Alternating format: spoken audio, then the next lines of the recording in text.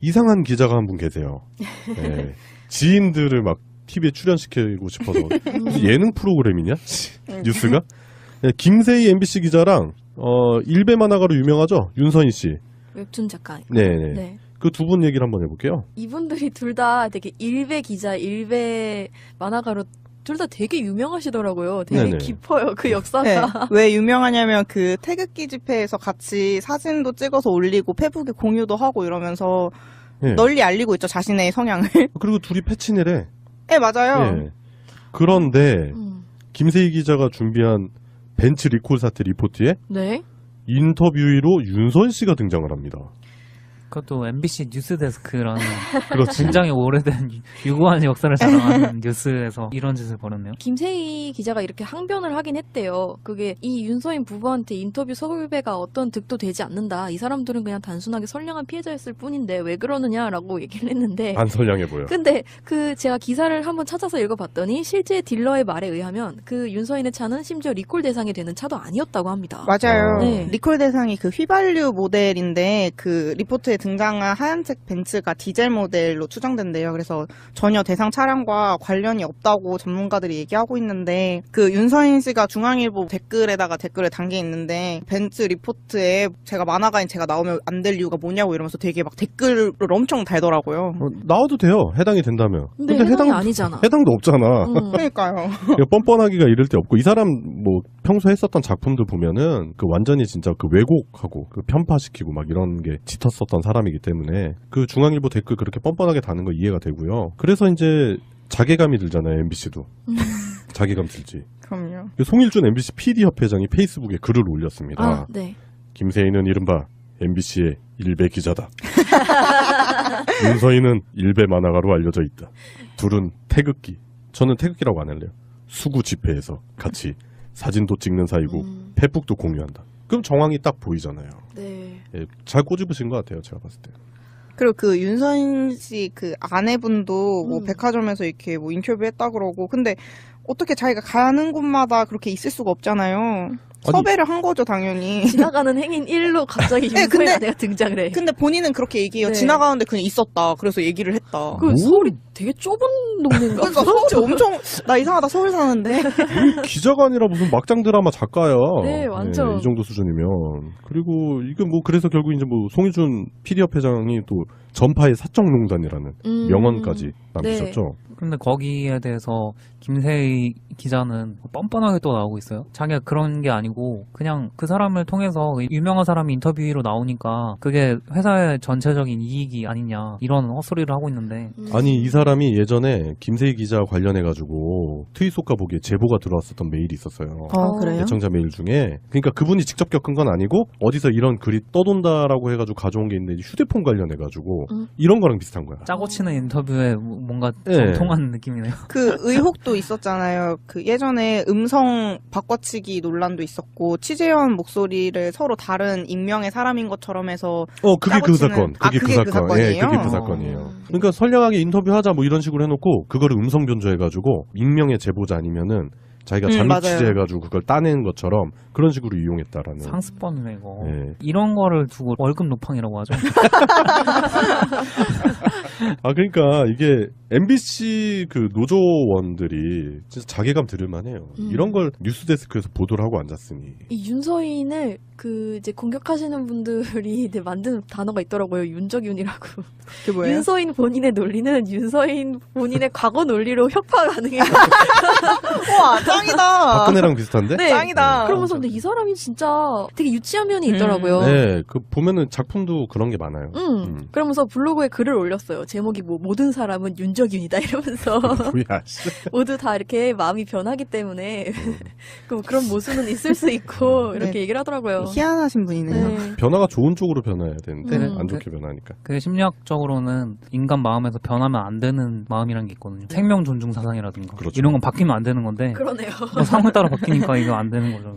네, 그 둘이 친분을 과시하기라도 하듯이 이념이 똑같아요. 김세희 기자가 예전에 고 백남기 농민 윤서인 따님 백민주아 씨 페북 올린 글 가지고 왜곡하고 폄훼해버리는 그런 일도 있었는데 윤서인도 아니나 다를까 백도라지 씨 태국에 이제 그 남편의 친척이 거기 있어가지고 꼭 가야 되는 집안 행사라서 이제 백남기 농민 누워 계실 때 잠깐 그 행사 갔다 왔는데 마치 휴양지에서 휴양을 즐겼다라는 듯한 그런 그림을 그려가지고 폄훼 왜곡시켰던 그런 부분도 있었고 대부분의 이제 촛불 시민분들은 이제 그때 당시에 어떤 상황인지를 인지하기 때문에 윤서인 나쁘다라는 걸 알지만 그거 모르는 사람들이 봤을 때는 파렴치한 딸이 되는 그럼요. 거예요. 네. 그러니까 나쁜 놈들이지. 일베뿐만 아니라 약간 혐오가 되게 일상이고 습관인 사람들 보면은 네. 행동 유형이 좀 서로 비슷하잖아요. 네. 그래서 허수아비 저걸 딱 만들고 걔를 공격하고 비웃으면서 서로 동질감을 느끼는 거죠. 그 되게 세상 불쌍한 행동이에요.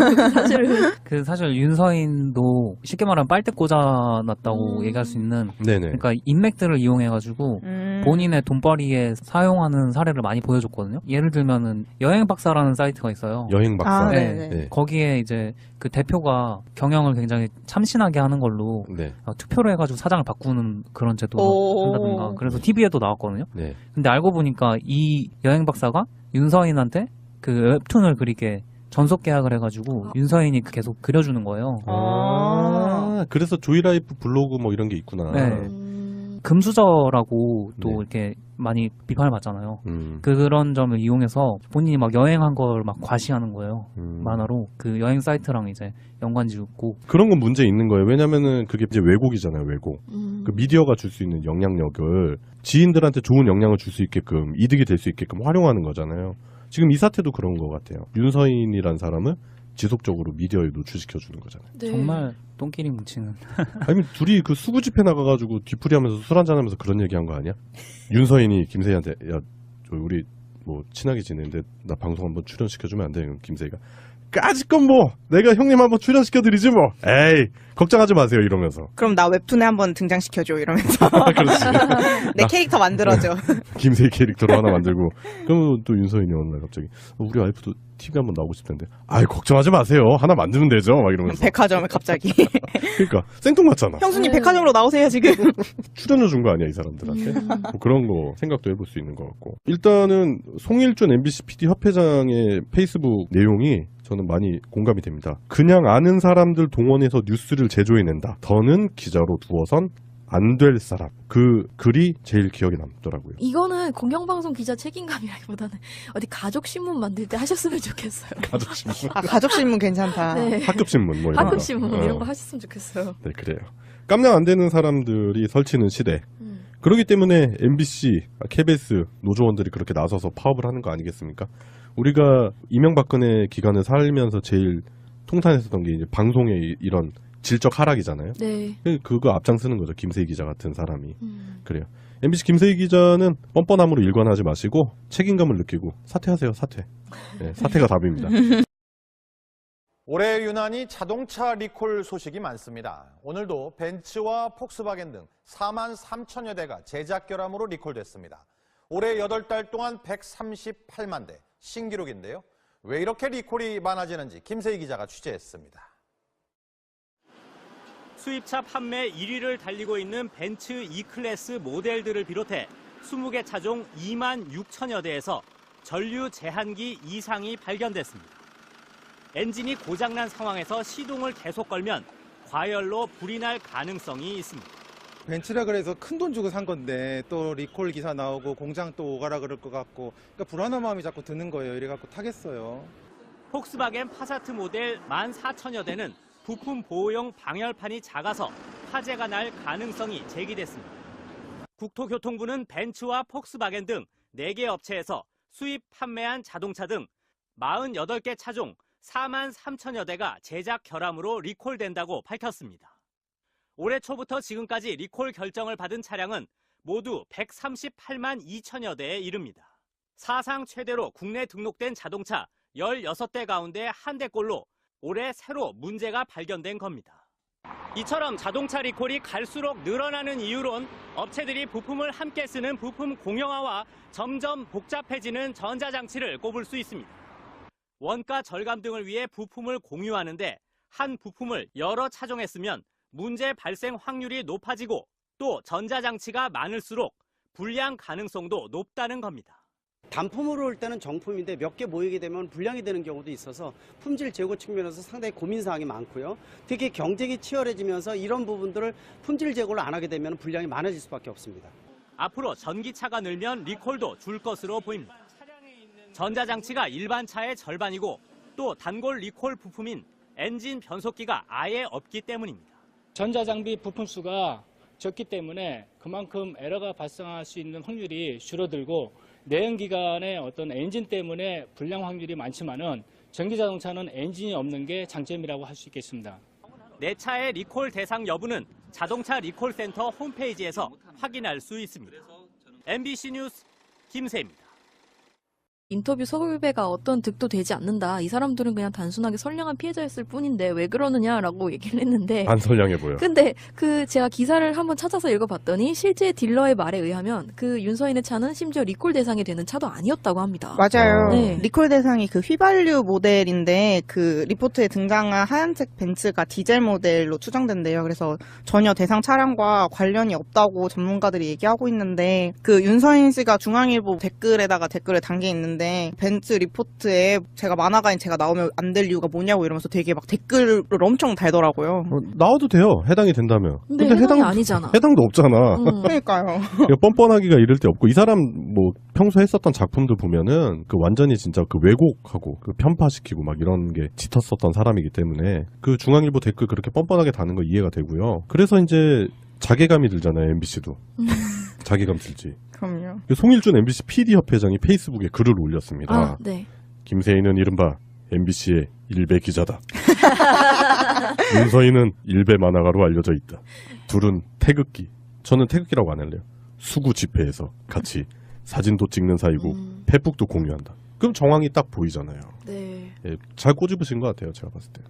그리고 그 윤서인 씨 그 아내분도 뭐 백화점에서 이렇게 뭐 인터뷰했다 그러고 근데 어떻게 자기가 가는 곳마다 그렇게 있을 수가 없잖아요. 섭외를 한 거죠, 당연히. 지나가는 행인 1로 갑자기 네, 윤서인 아내가 등장을 해. 근데 본인은 그렇게 얘기해요. 네. 지나가는데 그냥 있었다. 그래서 얘기를 했다. 그 서울이 되게 좁은 동네인가? 그러니까 서울이 엄청 나 이상하다 서울 사는데. 우리 기자가 아니라 무슨 막장 드라마 작가야. 네, 완전. 이 정도 수준이면. 그리고 이게 뭐 그래서 결국 이제 뭐 송일준 PD협회장이 또 이상한 기자가 한 분 계세요.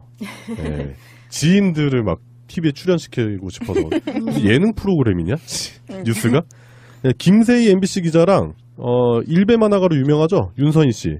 웹툰 작가. 네네. 네. 그 두 분 얘기를 한번 해볼게요. 이분들이 둘 다 되게 일베 기자, 일베 만화가로 둘 다 되게 유명하시더라고요. 되게 네네. 깊어요, 그 역사가. 네. 왜 유명하냐면 그 태극기 집회에서 같이 사진도 찍어서 올리고 페북에 공유도 하고 이러면서 네. 널리 알리고 있죠, 자신의 성향을. 그리고 둘이 패친이래. 네, 맞아요. 네. 그런데 김세희 기자가 준비한 벤츠 리콜 사태 리포트에 네. 인터뷰로 윤선 씨가 등장을 합니다.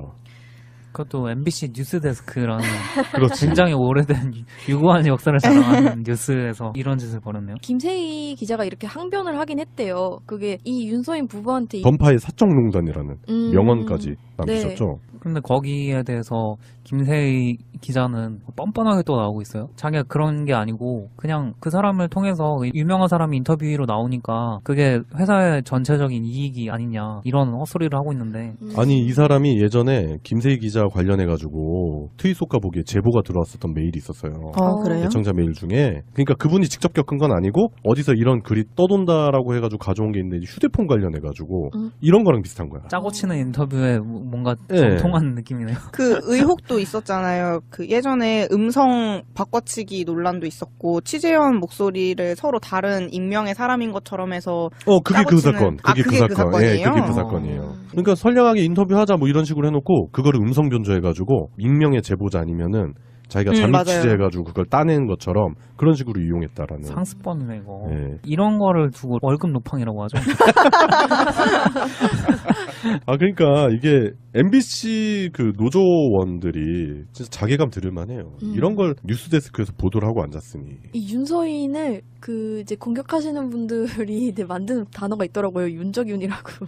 그게 뭐예요? 윤서인 본인의 논리는 윤서인 본인의 과거 논리로 협화 가능해요. 우와, 짱이다. 박근혜랑 비슷한데? 네. 짱이다. 그러면서 근데 이 사람이 진짜 되게 유치한 면이 있더라고요. 네, 그 보면은 작품도 그런 게 많아요. 그러면서 블로그에 글을 올렸어요. 제목이 뭐 모든 사람은 윤적윤이다 이러면서 뭐야, 씨. 모두 다 이렇게 마음이 변하기 때문에 그런 모순은 있을 수 있고 이렇게 네. 얘기를 하더라고요. 희한하신 분이네요. 네. 변화가 좋은 쪽으로 변해야 되는데 음. 안 좋게 변하니까. 그게 심리학적으로는 인간 마음에서 변하면 안 되는 마음이라는 게 있거든요. 생명 존중 사상이라든가 그렇죠. 이런 건